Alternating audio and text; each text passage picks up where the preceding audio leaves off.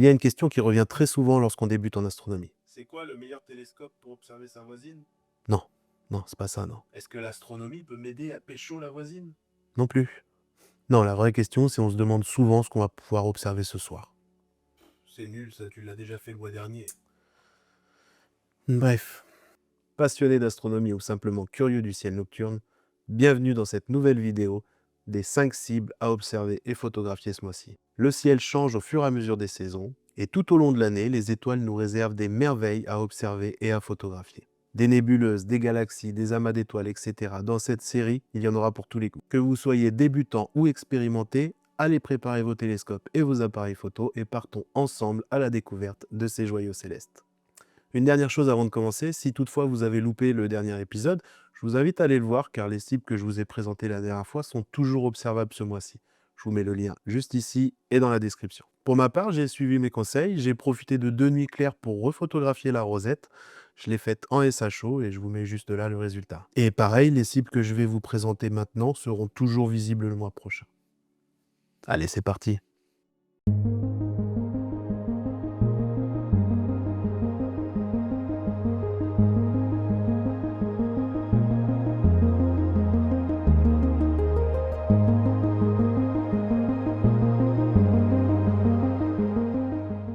Donc on se retrouve maintenant sur Sky Safari. La première cible qu'on va faire, elle est dans la constellation du Grand Chien.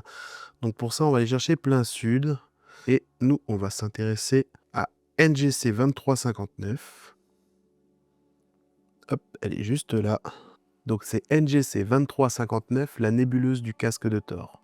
C'est une nébuleuse en émission située à environ 15 000 années-lumière de la Terre, dans la constellation du Grand Chien comme on vient de le voir. Elle a une magnitude apparente de 10. Pour ce qui est de l'observation, on va utiliser soit un filtre UHC, soit un filtre O3. Par contre, pour ce qui est de la photo, on va plutôt utiliser un filtre H-alpha O3 afin de faire une version HOO. Pour la cible numéro 2, on va prendre un petit peu de recul.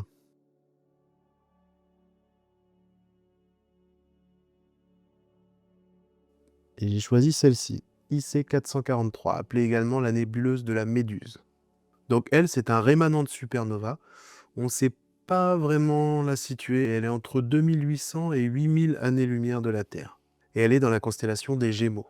Elle a une magnitude de 12. Et pour l'observation, on va plutôt utiliser un filtre O3 pour la faire ressortir.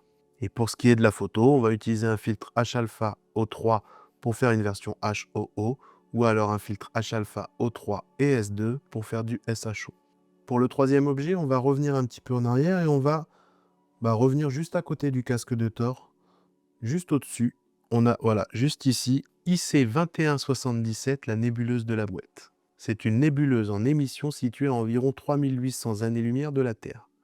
Elle est immense, elle fait environ 2 fois la taille de la nébuleuse d'Orion, pour vous donner une idée. Mais malheureusement, elle a une magnitude visuelle de 15,5, ce qui fait qu'elle est extrêmement sombre et qu'elle sera très difficile à observer.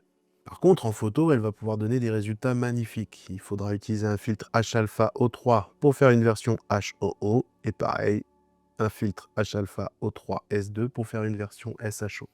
Pour la quatrième cible, on va reprendre un peu de recul, on va se rapprocher un petit peu de la constellation d'Orion à nouveau. Alors, c'est pas un objet qui est dans la constellation d'Orion, il est dans la constellation juste à côté, là, qu'on aperçoit ici. C'est la constellation Eridane. Et donc, c'est celle-ci, c'est IC 2118, la nébuleuse de la tête de la sorcière. C'est une grande nébuleuse par réflexion située à environ 1000 années-lumière de la Terre. Elle a une magnitude apparente de 13. Et pareil, pour ce qui est de l'observation, malheureusement, elle est extrêmement sombre. Du coup, on aura vraiment beaucoup de mal à l'observer. Par contre, en photo, elle donnera de très bons résultats. Il suffit d'utiliser un filtre UV Cut. Et on peut voir aussi que tout autour, il y a du H-alpha. Donc, ça peut être intéressant de rajouter une couche H-alpha sur cette photo. Et pour finir, j'avais envie de passer à des galaxies. Il est vrai que février note la fin des nébuleuses d'hiver et le début de la saison des galaxies qui arrive. Et donc, pour la dernière cible, on va partir dans la constellation de la Grande Ourse. Hop, juste ici. Et on va commencer avec le fameux duo M80-M82 qui commence à être assez haut dans le ciel en début de nuit. Donc on a ici M81, la galaxie de Bode, et ici M82, la galaxie du Cigare. Donc ce sont deux galaxies qui sont donc, comme on l'a vu, dans la constellation de la Grande Ourse. M81 est situé à environ 12 millions d'années-lumière de la Terre, et M82 environ 12,7 millions d'années-lumière de la Terre. M81 a une magnitude apparente de 7,3 et M82 une magnitude apparente de 8,9. Pour les observer, il n'y a pas besoin de filtre. Pour ce qui est de la photo, un simple filtre UV Haircut suffit largement. Après, il y a quand même pas mal de H-alpha, surtout sur M82, donc je vous conseille vivement de faire une couche H-alpha.